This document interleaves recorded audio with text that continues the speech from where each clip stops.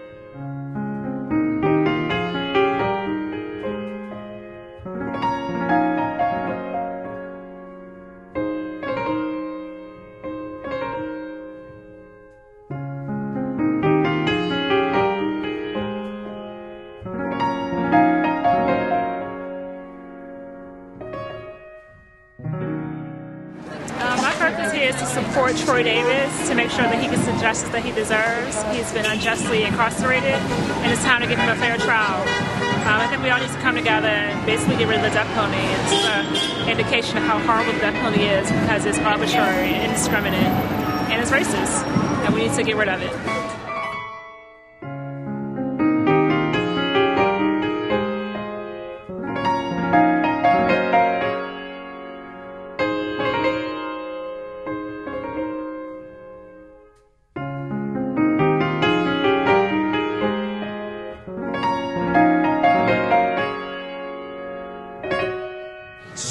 Davis, we're here to rally for his support because he's innocent. He has no reason being incarcerated. The Georgia system has failed this particular young man, and we're here. We came here from Savannah to support Troy because we know he's innocent, and they just need to recognize and realize that what they're doing is an injustice to him. The music was so soothing, and it was the kind of music that prepared you for battle or whatever you needed to be prepared for. So we thank you. We want everyone to come on up here. We all family.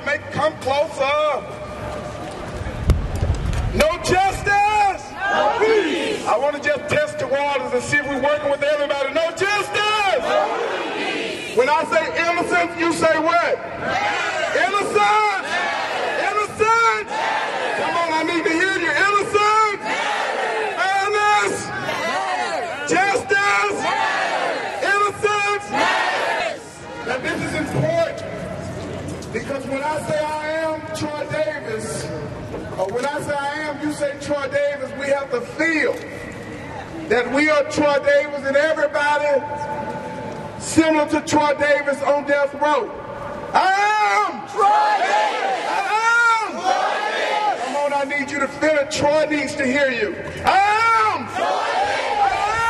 All right, what I'm going to do right now at this moment, we're going to bring on the MC for the show. Give it up for Dr. Lorraine Chuck White. What do you want? Justice. When do you want it? Now. What do you want? Justice. When do you want it? Now. I'm Lorraine Chuck White from News and Talk 1380. WALK, and you're going to hear from a lot of incredible people tonight. You will hear from Troy's sister, Martina Correa. You'll hear from Dr. Raphael Warnock. He will be with us here this evening. But to get us started, right now, let's hear from Jared Foyer. Well, thank you, everyone, for coming out. And before we start, it's somebody's birthday today. It's Troy's mother's birthday. It's Virginia Davis. So how about at the count of 3, we give her a big happy birthday. 1, 2, 3. Happy birthday! And I also want to thank the NAACP who's here with us for being, such a great partner. This is not the first time that we've held up those signs, and this is not the first time that we've chanted. And when we were talking about this last year, what I said was, that amnesty opposes the death penalty in every case. Right. But the reason that we work on Troy's case so much is because it shows you all the systematic issues of the death penalty. It shows you the issues of racial bias. It shows you a system where if the victim is white, then it's 3.5 times more likely that the person who was convicted is going to be sentenced to death. We're dealing with issues of geographical disparity, where 80% of the executions in this country happen here in the South. And we're dealing with questions of innocence, where 132 people have been exonerated in this country. But the case has become something more than the death penalty. It's become about our system of criminal justice.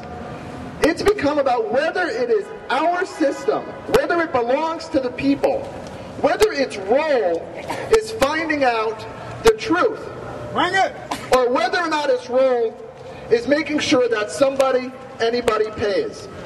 Just a little background for those who are new to his case.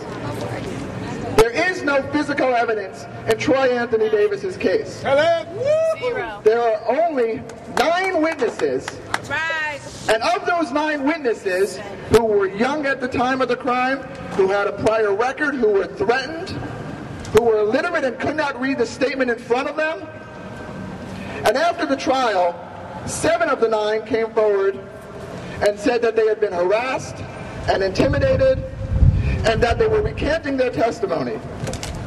The 8th could not identify the shooter in the pretrial proceedings. And the 9th has been identified by 3 other people as the shooter. That is all the evidence that they have. They have nothing left. And yet, why are we at this point? Why are we filing an emergency petition to the Supreme Court? It is because we have a system that continues to move forward like a runaway train. It just pushes and it pushes and it pushes and it doesn't stop. And when the 11th Circuit denied Troy's appeal, the reasons they gave were mad. They said that a particular motion had not been filed before the other motion. They said that there needs to be a constitutional violation. And if the constitutional violation is the execution of an innocent person, well, that violation hasn't happened yet. And that is the grounds by which they denied Troy's request. It wasn't to be set free. It was a simple request of, can you hear the evidence in my case? Can somebody hear the evidence? This has been going on for 18 years. Can someone just hear the evidence? What they do is they pass the buck by the panel was, can this decision be appealed? That's what they asked.